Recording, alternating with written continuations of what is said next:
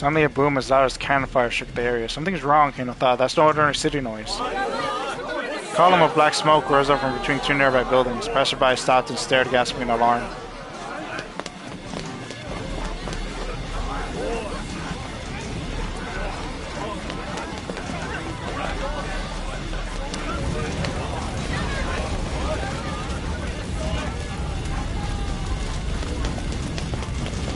Don't I stand there familiar? I wonder if I know. When Kano saw flames, this hadn't been an accident. Someone had set off an explosion.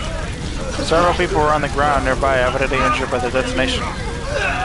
Mr. Minorikawa! Mr. Minorikawa! A high school-aged girl was crying, clinging tightly to a man who had been caught in the blast. Okay, so...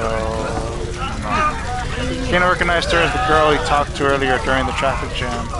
The man looked like he might still be alive. Kano hurried over to them. Police, he announced.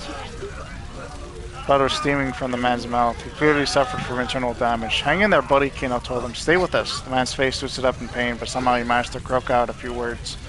So it's not Kano then, so it has to be Achi. Kano let out a gasp. The man's voice was almost too weak to hear, but what he said still shook Kano to the core. This man knew something important. Something crucial to the investigation. Rescue vehicles arrived on the scene and the wounded man was promptly loaded onto a stretcher. When he was placed inside the ambulance, Kano flashed his badge at the paramedics and got it alongside him. The man had already fallen unconscious. Kano didn't know when he'd wake back up, but he knew he needed to hear what the guy had to say. He sensed that this stranger was the key to unlocking the entire case. But though Kano kept a lonely vigil, the man never woke again. The antiviral that had been given to Tomi, the blue minivan Karawan told Tomi to look for, and now the minivan exploding.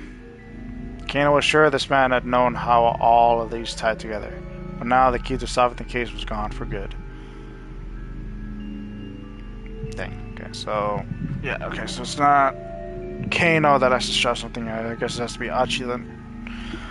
Number 42, a blown lead.